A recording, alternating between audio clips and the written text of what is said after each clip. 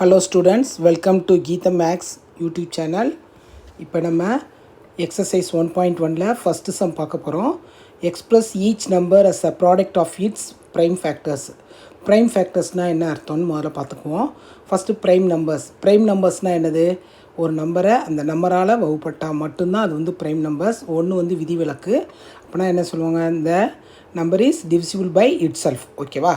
சரி, இப்போ வந்து ஃபஸ்ட்டு சம் கொடுத்துருக்காங்க. 140 கொடுத்துருக்காங்க.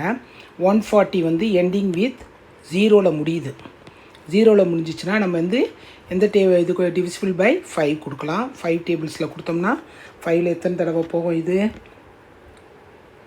2 5s are 10, மிச்சம் 4, ரிமைண்டர் வந்து 4ங்கும்போது 40ல் எத்தனை 5s இருக்கும்? 8 5s are okay. And then ending with unit place வந்து 8 இருக்குது. 8 இஸ் த ஈவன் நம்பர்னால 2ஆல் டிவைட் பண்ணுறோம். 1 4, அகெயின் 2ஆல் டிவைட் பண்ணும்போது 7. ஓகேவா? சரி, இப்போ 140 ஃபேக்டர்ஸ் என்னென்ன இருக்கும்? இது எல்லாமே வந்து ப்ரைம் ஃபேக்டர்ஸ் தான் இருக்கும். ஆர்டர் படி எழுதுங்க. ஆர்டர் படி எழுதும்போது வந்து இந்த 2 முதல்ல 5 2 × 2 × 7 போட்டுக்கோங்க.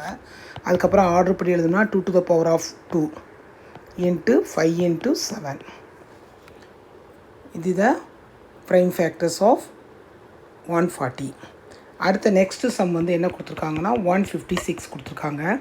156 வந்து என்னது? ஈவன் நம்பர்ஸில் வந்துச்சுனாலே நம்ம வந்து ஃபஸ்ட் டிவைடட் பை 2ன்னு கொடுத்துக்கோங்க. 2ன்னு கொடுக்கும்போது என்ன வருது நம்மளுக்கு? 78. Again 78 is also even number. Again divided by 2 அப்புறம் என்ன வரும்? 39. 39 is odd number divisible by 3ன்னு கொடுத்துக்கோங்க. 1 3. Now 156 can be written as 2 × 2 × 3 × 13, 2 to the power of 2 into 3 into 13. புரியுதாம்மா? அடுத்த சம் பார்க்கலாம்.